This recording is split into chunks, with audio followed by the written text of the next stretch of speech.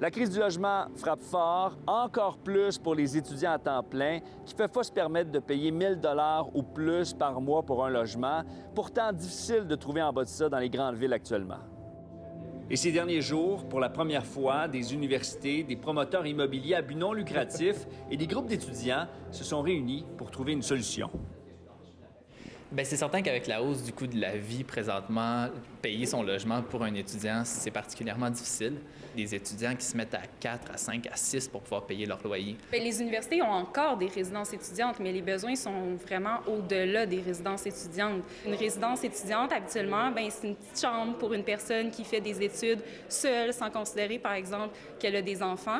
Puis on le voit que la réalité étudiante, elle a énormément changé à travers les dernières années. Dans le dernier budget, c'était une de nos réactions qu'on avait de voir aucune mesure pour venir aider la population étudiante. C'est dommage, en fait, là, de voir ce manque d'écoute-là de la part du gouvernement. Dans les dernières années, il y a certains promoteurs privés qui ont ouvert des résidences étudiantes, mais y loger coûte cher, c'est plutôt pour une clientèle favorisée.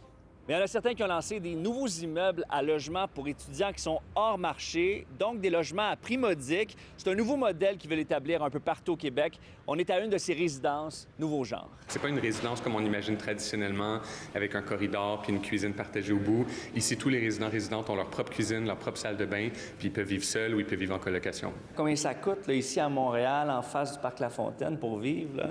Bien, tous nos projets sont au moins 30 en bas du marché pour beaucoup des unités. Puis ici, on a des studios qui sont moins de 800 $. Notre modèle de réalisation de logements abordables pour étudiants, il est basé sur un maximum d'autofinancement privé. Donc, on est capable de financer environ 80 de nos projets nous-mêmes avec nos partenaires investisseurs privés, institutionnels. Mais c'est sûr qu'on a besoin souvent juste d'un coup de pouce du gouvernement, une petite proportion des montages financiers, incluant les municipalités, pour être capable de faire lever ces projets-là, les faire lever rapidement. Donc, on va visiter un petit peu, puis on va même aller visiter une résidente là, qui habite ici depuis quelques temps. Donc, toi, tu habites ici depuis combien de temps? Depuis 2020. Ah, c'est vrai? Ici, ouais. Le format coop, je trouve ça vraiment bien.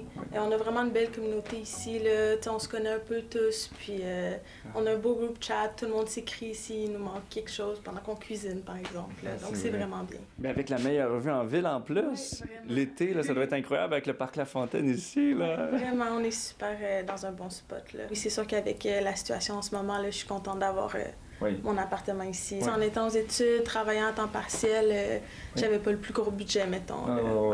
Merci pour tout. Bye-bye. Salut. En ce moment, on a 200 logements à Montréal, 200 presque finis à Québec. Notre objectif, c'est de loger des milliers d'étudiants et étudiantes le plus possible à travers le Québec dans les prochaines années. Alors que toutes les villes, tous les établissements d'enseignement du Québec sont d'accord que ça en prend plus. Puis maintenant, il faut se mettre en mode solution.